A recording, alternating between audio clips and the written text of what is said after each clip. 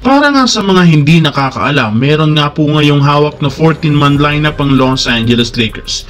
Ibig sabihin, kailangan nga nilang makakuha pa ng isa pa para tuluyang makumpleto ang official roster para sa darating na kampanya.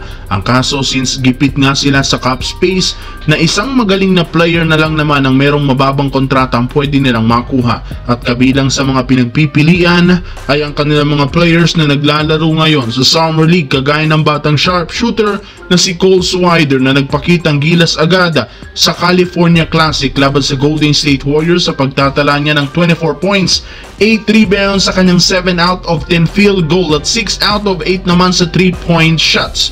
Syempre, kung sakaling maging consistent ang performance nito sa Summer League, maaari nga talagang ikonsidera ni Rob Pelinka ang pagbibigay sa kanya ng regular contract ngayong off-season para makapasok ito sa kanilang official lineup sa darating na 2025-2026 NBA season. Samantala, kumalat nga noong nakarang araw sa social media ang balitang humingi nga bigla ang kampo ni Jonas Valanciunas ng buyout sa Sacramento kahit man tuluyan na siya nitong i-trade sa Denver Nuggets.